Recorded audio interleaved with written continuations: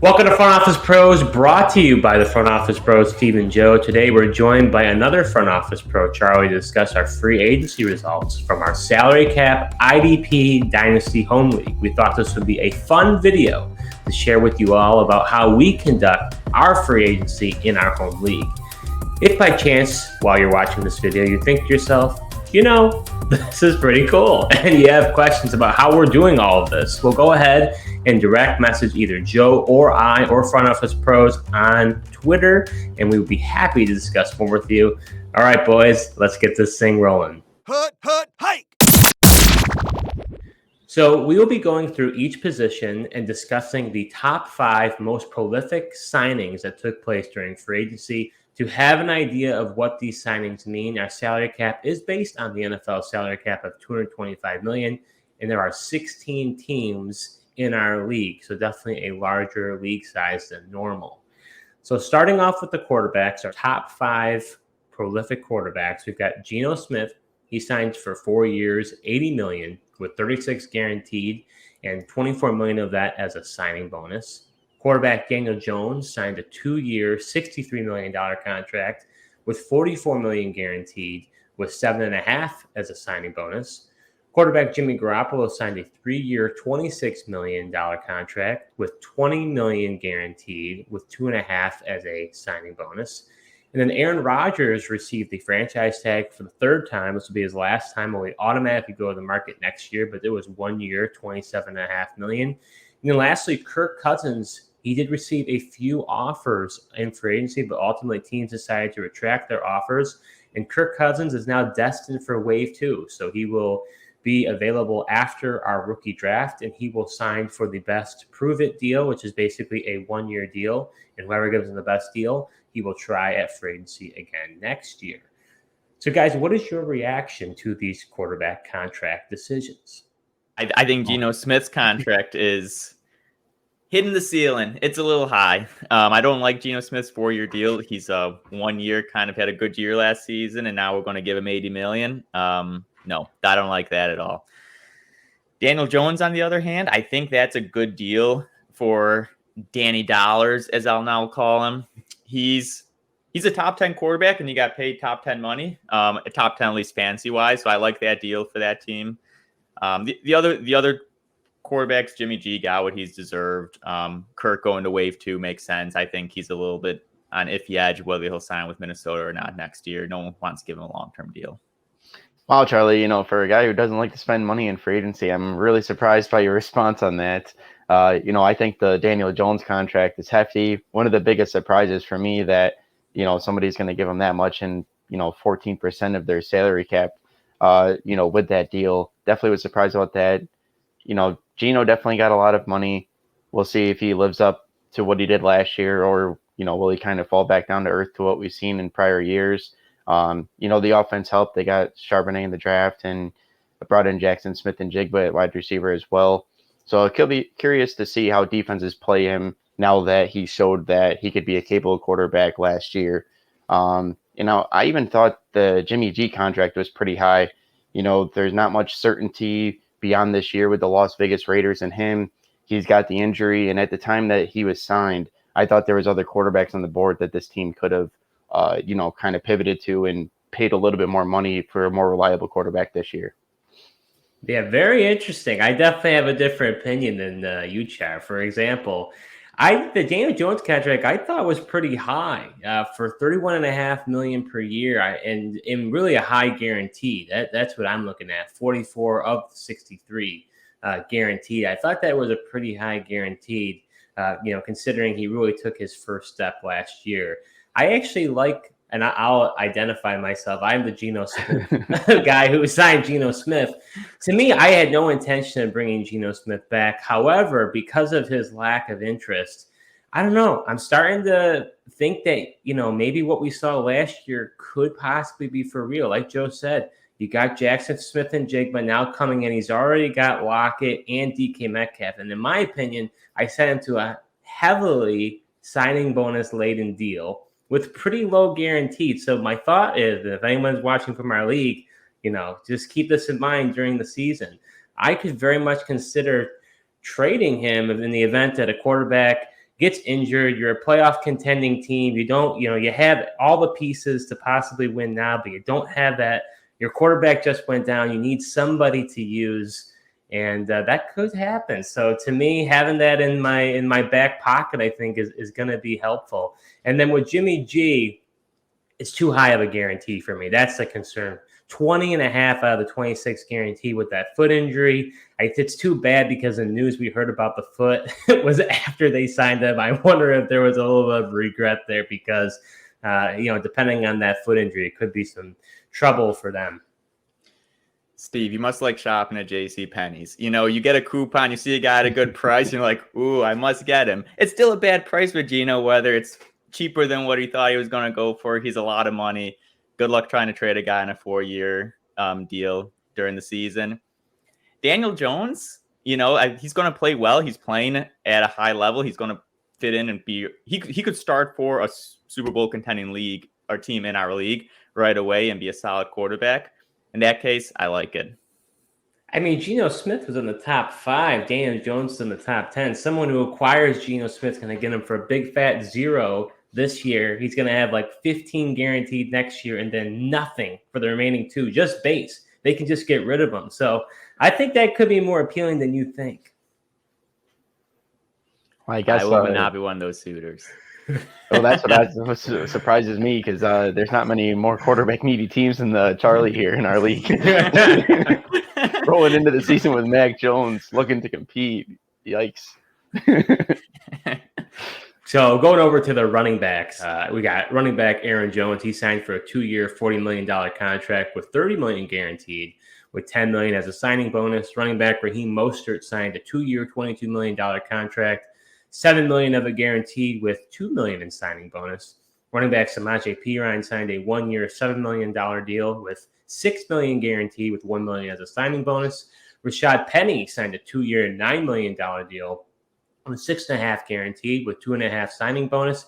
And lastly, Alvin Kamara, he actually did not get signed. He received a few offers of free agency, but they were retracted, and he is destined for wave 2, so he can be signed after the draft, and he will sign the best 1-year deal offered to him. So, guys, what is your reaction to these running back contract decisions? Honestly, none of these running backs really surprised me that much, and I don't have strong opinions on the signs for either. Aaron Jones on a 2-year, $40 million deal is maybe a tad high for my liking, but I would say in a running back needy league, getting a guy like that for paying a little extra for him is fine, in my opinion. So I don't look at this and be like, oh, these are bad signings, or I don't think anyone got a steal either. There was kind of like blah. Yeah, the running back landscape in our free agency, what wasn't too good. You had, Aaron Jones, who's obviously, the one starter of the bunch, and then you had P. Ryan, who was interesting, and then there was kind of just some other backup players. But yeah, I didn't really have a problem with the amount of money that Aaron Jones got. The scarcity and free agency of running back in our league was there. And like I said, he was the one mainstay starter that can really help your team. And we had plenty of owners in our league with some money, so wasn't surprised with that contract. Mm-hmm. Yeah, I think really the only surprise for me with the Aaron Jones contract is the amount of guaranteed. I'm totally okay with what he's going to do this year. But next year, I believe he's a free agent, and he's going to be in that 28-year-old territory where we know running backs kind of take a dive. So I think that owner may be looking at a possible dead cap situation because I don't know. You see guys like Leonard Fournette, Ezekiel, these guys are again up there in age. Kareem Hunt, they're not signing with the team. They may sign a little bit later, but it still remains to be seen. So I'm a little concerned about that. I was a little surprised by Kamara just because it's like everyone when they see a running back, it's like they see deer in the headlights. Like, there's a running back. So I thought with a guy with his stature, I thought for sure someone could give him an offer. But hey, good for the league to show restraint. There's a lot of mystery surrounding him of his legal issues, and then drafting Kendre Miller and signing Jamal Williams. But I was a little surprised that everybody decided to pass on Kamara. Yeah, I think he was disappointing last year. And then, like you said, you had the legal trouble swirling around with him. Not sure what that New Orleans offense is, going to happen. I wasn't looking to, go after him in this wave, but, wave 2, I might be more interested. I'm surprised I didn't go after him, Steve, on a discount. Didn't get enough offers.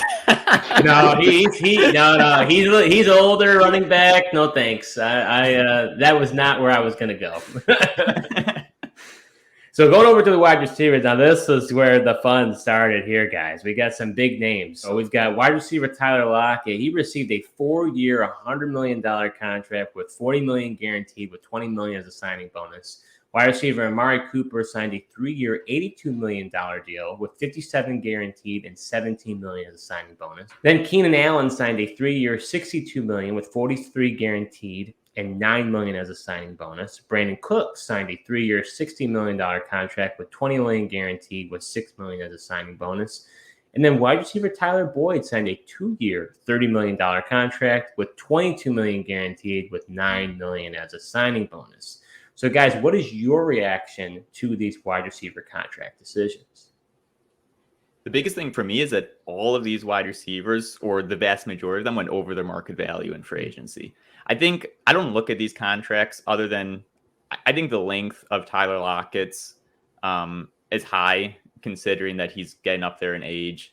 I think the length of Keenan Allen, I would feel a little uncomfortable for, given I don't know where he will land next year, if he'll still be on the Chargers. But overall, I think my big takeaway from this is they just all went higher than what their market value was saying. And I think that just speaks big. If you're in our league, and you got a wide receiver, letting them walk or thinking you can sign a wide receiver in free agency for their value or a little less seems to be unrealistic. Yeah, the wide receiver market definitely was, a hot commodity, but, I think partially it was that because outside of these 5 guys, the talent level of wide receiver dramatically dropped. So I think you definitely had to be aggressive if you wanted to get one of these guys. And I think that's what we saw. I actually liked the Keenan Allen deal the best out of all of these wide receivers. Thought the owner got him on a pretty cheap deal there. The one other thing I was kind of surprised about is being that these guys are kind of, older receivers, like Charlie mentioned, not so much the length, but the amount of guaranteed the owners are willing to give these wide receivers is kind of what stood out to me and what surprised me with these deals. Yeah, I'm with you, Joe. I think I actually like the Keenan Allen contract the best. I thought it was the most interesting. He was the only guy who went below his market value. I had him, and I think he wanted $30 million a year. He got basically, 20 and a half ish, million per year. So he was the only one to go under. It's kind of interesting that he went for practically the same APY as Brandon Cooks, which I was very surprised to see that they were basically the same, even though, Keenan Allen has a lot more guaranteed. That is the concern because he can't stay healthy. I don't mind the Cooks and Lockett signings, though, because even though they are long-term deals, they're effectively 1 or 2 year deals. For Lockett, it's 2 years. For Cooks, it's 1 year. So, they're front-loading the guarantee. They've got a lot of base in the back. Sure, they'll have maybe a little bit of dead cap, but if they need to move on from them, they can, and I think they did that well. It's just one of those positions that is a top priority, because we just have so many starters there. So I think that's why we saw so much action at the receiver position. Yeah, that and, teams in our league are reluctant to trade young wide receiver talents. Like Charlie mentioned, a lot of these teams are really hanging on to that wide receiver talent that they have. So for some of these guys to hit the market and be interesting, they just started an absolute frenzy in our league because those guys just aren't available all the time. Yeah, and the draft isn't like a great wide receiver draft class. If you're hoping to get impact this year from the wide receivers in the draft, it's very hit or miss. Yeah, that's a good point as well. So going over to the tight end position, which had the probably most eye-popping signing out of all of our signings, tight end Travis Kelce received a 2-year, $110 million, yes, $110 million contract with $100 million guaranteed and $30 million of that as signing bonus. Tight end Tyler Higbee signed a 2-year, $19.5 million contract with $6.5 million guaranteed with $2 million as a signing bonus. We got tight end Juwan Johnson. He signed a 3-year, $10.5 million contract with $3 million guaranteed and $1.5 million as signing bonus. And then the next 2 guys both received the franchise tag. So tight end Dallas Goedert and Zach Ertz Both got the tag, and they were 1 year, $13 million fully guaranteed. So, guys, what is your reaction to these tight end contract decisions? I mean, quite honestly, that Travis Kelce signing was just totally egregious. This should never have happened. $55 million per year. I mean, we're talking about 25% of your total salary cap in a league where we're starting around 20 guys each week. This isn't a regular redraft league where you have 8 starters and sure, spend 50% of your or 25% of your money on Travis Kelce, but this isn't that. Travis Kelce's 34. He signed him for 2 years for that $55 million per year, a ton of guaranteed. It's outrageous. I think he's going to be feeling it after that. That's not going to move. That's going to help your team win. He could have divvied that money up, got 3 really good big name free agents that could have really helped spruce up the team. Kelce's just not where it's at for that team. Interesting. You say Kelce's not gonna help you win. I mean, there is no better differentiator that you could possibly have on your offense than Travis Kelce. I get the whole thing that he's 34 years old. Still think this is an outrageous contract, but no, absolutely, it makes this team more competitive and inches them closer to win. Well, for that price, Joe, I mean, sure, Travis Kelce will help your team out. Like having him is better than nobody, or having better him than having I don't know, even Tyler Higbee or something, right? Sure, I'd much rather have Travis Kelce. But for that price point, when you could have used that money to do other things, that's where I think it doesn't. You could have got more help from other things as opposed to spending a quarter of your cap on Kelce.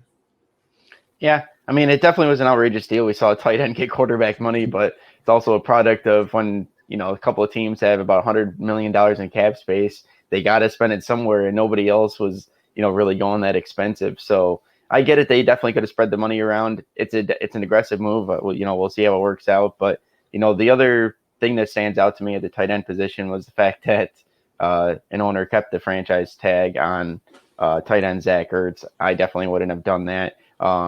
Steve and I mentioned in one of our prior videos, this is a potential June 1st cut or trade guy coming up here for the Cardinals. So for $13 million, that's a pretty heavy price. Yeah, I mean, the Kelce contract was definitely high. I think it was a perfect storm between a few owners having a ton of money to work with and him being the belle of the ball and basically just trying to do whatever they can to woo him over, to their team. And it just was a back and forth battle. I was not expecting it to get that high, but that's where, Charlie was talking about in our previous video. The model is rational, but owners are irrational. And that's where you see a guy like Travis Kelce on there. It's like, I can have Travis Kelce on my team. Oh, I got to get him. I got to have him. And that is the fun of it. The thing I'm more concerned about as far as that deal is the guarantee. 100 out of the 110 is guaranteed. Now, I think this owner could be safe because I think Kelce will play the next 2 years. I don't think because we saw Tony Gonzalez play really late in his career. He's one of the best tight ends of all time. Kelce's in that category. So, and it doesn't look like Kelce's slowing it down anytime soon. So I think that he'll be fine. I think he'll play these next 2 years. Had it been a longer term, like maybe 3 or 4 years, now I'm talking where I'm a little bit more concerned. But overall, nothing else too surprising. I did agree with you about Ertz, Joe, but nothing more to say about that. So heading over to the defensive ends, we've got defensive end Danielle Hunter. He signed a 4-year, $60 million contract with $23 million guaranteed, with $8 million as a signing bonus. Defensive end Zadarius Smith signed a 2-year, $30 million contract with $22 million guaranteed, with $9 million as a signing bonus. We got defensive end Chandler Jones. He signed a 1-year, $8 million contract with $5 million guaranteed, with $1 million as signing bonus. We got defensive end Brandon Graham. He signed a 1-year, $3.5 million contract with $1 million guaranteed and a half as signing bonus. And then defensive end Preston Smith. He received a few offers in free agency, but ultimately teams decided to retract their offers, and he is destined for wave 2 of free agency. So, guys, what is your reaction to these defensive end contract decisions? Overall, again, none of these are earth-shattering contracts for defensive ends. Hunter, I think overall, I like Hunter's contract. It's he's a good defensive end. He was one of the top defensive ends 2 years ago, or whatever, before he got hurt. He still has it. He played well. I think he's young enough that you can give him a 4-year deal, but it's also low guaranteed. So I don't know. I really like that signing. I think that'll be a good fit in for the team. Chandler Jones is an interesting one. It was cheap enough, or I think it was worth the risk to see can he bounce back from last year. Otherwise, again, nothing else really all that surprising or earth-shattering.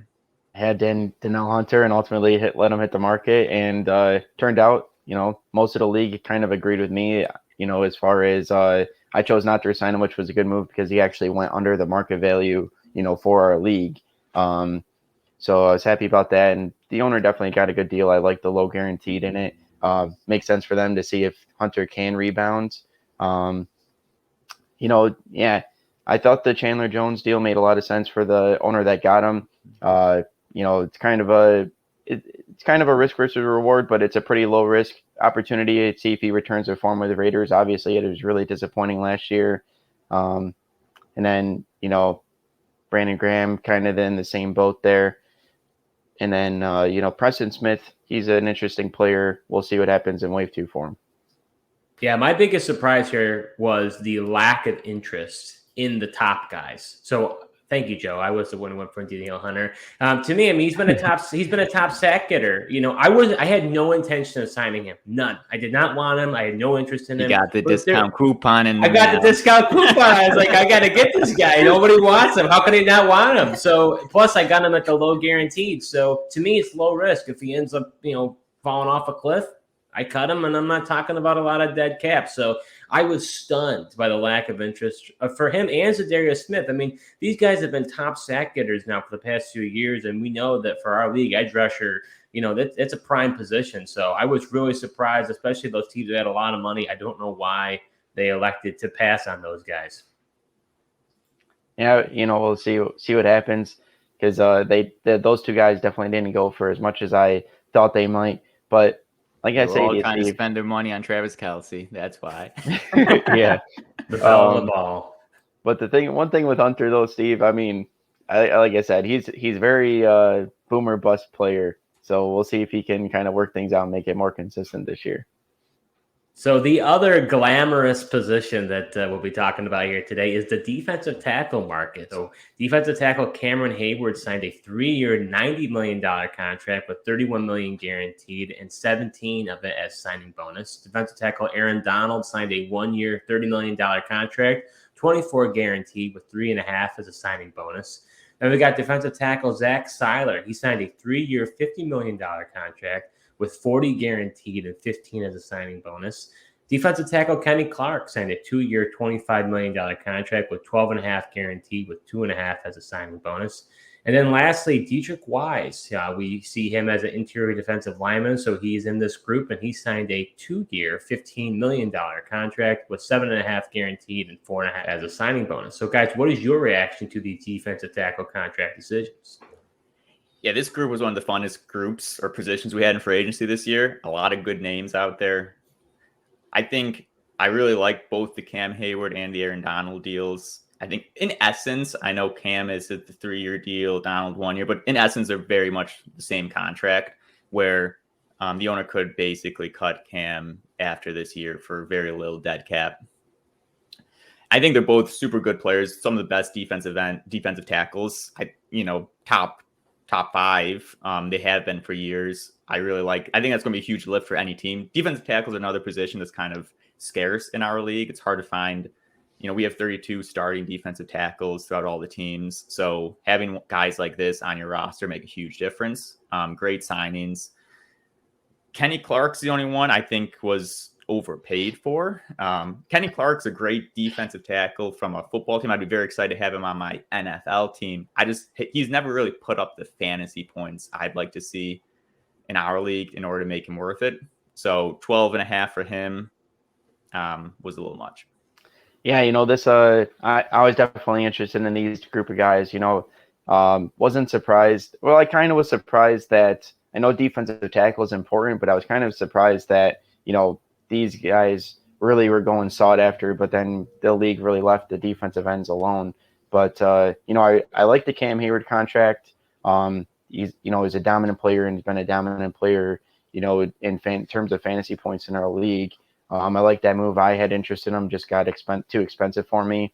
The Donald one made sense. Thought he might go for a little more, but 30 million is definitely fair. I know I'm a little concerned about him.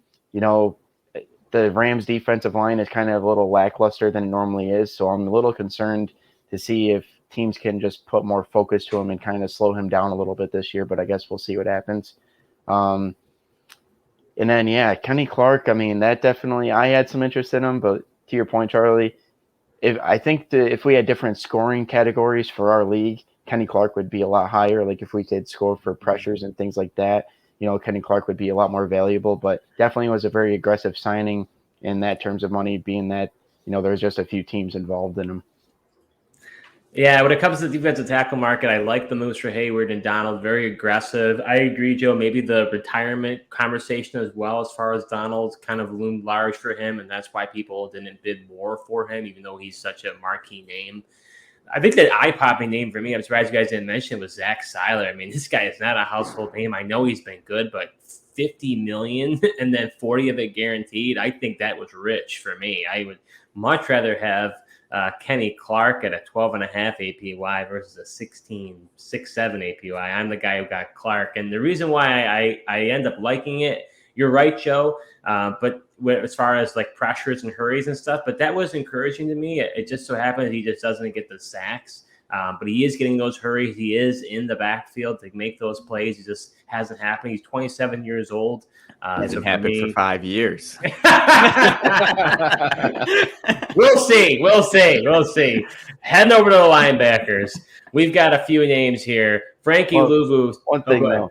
So on Zach Seiler, though, the one thing, I was interested in him, and I think part of it is his age. He was a bit younger than those other defensive tackles. So that's necessarily, I know it was a lot of money, but I didn't necessarily have a problem, especially with the 3-year deal, because I think he's young and coming. He's not a household name. So I think that's what also made him intriguing. He was a guy I had my eye on, but just got too expensive for me. Let's head over to the linebackers. Linebacker Frankie Louvu signed a 3-year, $54 million contract with 34 guaranteed and 7 as a signing bonus. Linebacker Matt Milano signed a 2-year, $28 million contract with 22.5 guaranteed with 8 signing bonus.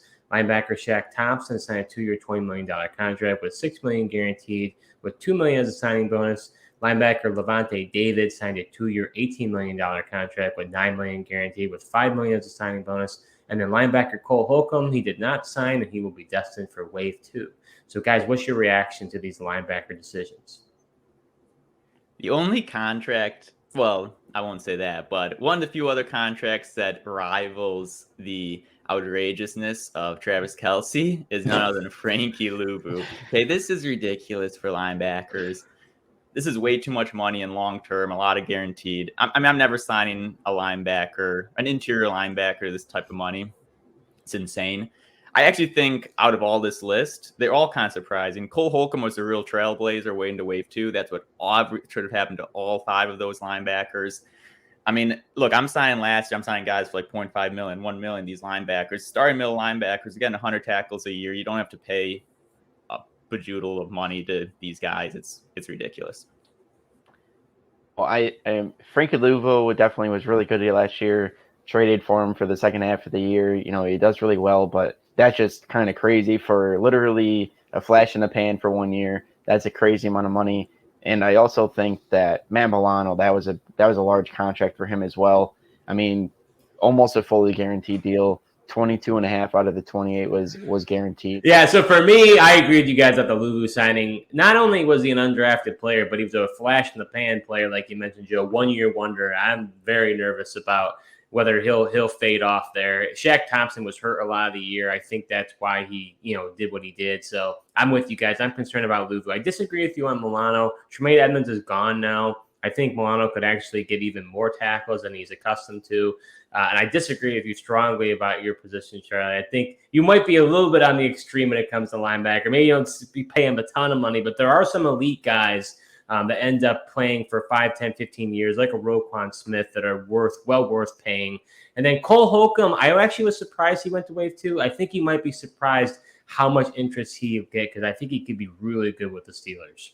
So head over to the cornerbacks. We've got Trayvon Diggs signed a 4-year, $52 million contract with 14 guarantee with 5.5 signing bonus. Cornerback Russell Douglas signed a 5-year, $37.5 million contract with 21.5 guarantee with 11 million as a signing bonus.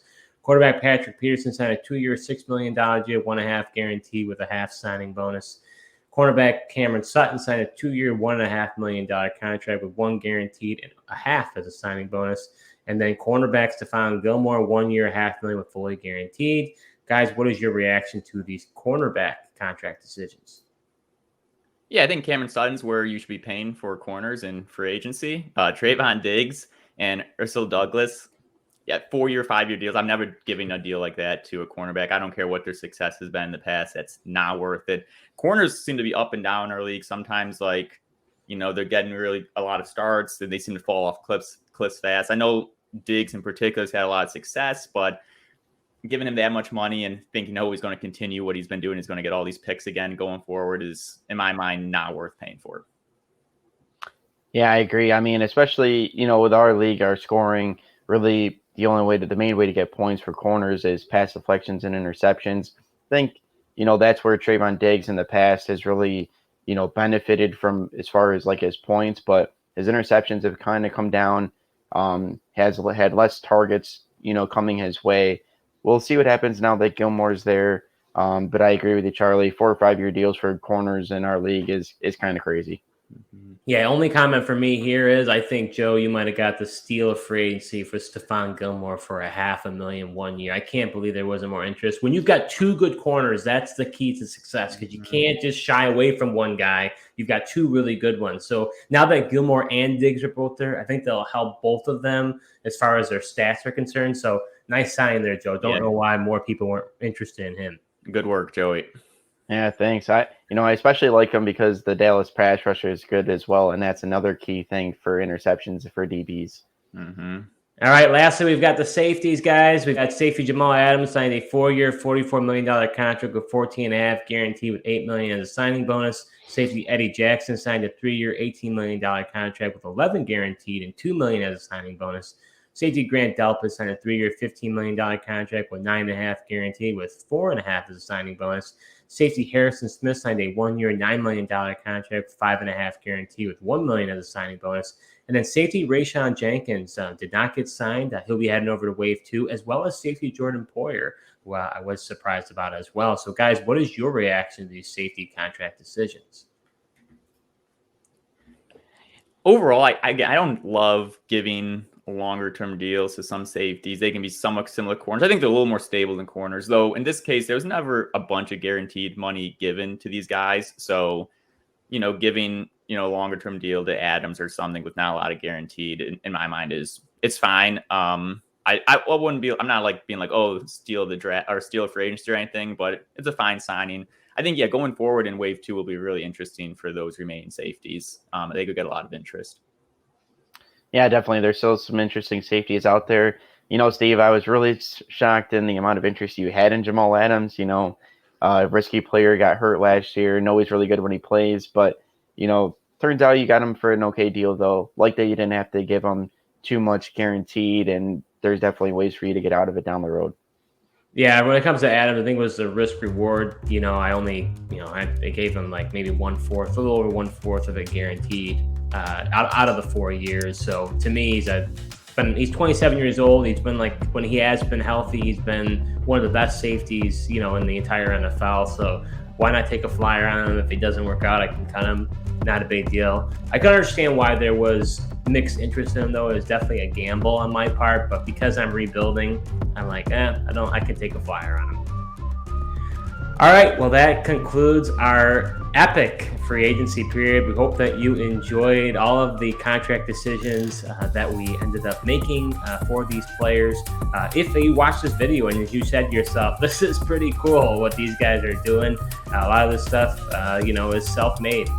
We created it, and if you have any interest in that, go ahead and send a direct message out like I said, to Joe, me, your front office pros, happy to help in any way that we can. If you enjoyed this video, we please ask you to like it to show your support. Comment below on your thoughts on some of the contract decisions. Do you agree with Charlie, Steve, or Joe about our reaction to these signings? You can also subscribe to our YouTube channel and follow us on Apple and Spotify podcasts. So thank you so much for watching, and until next time.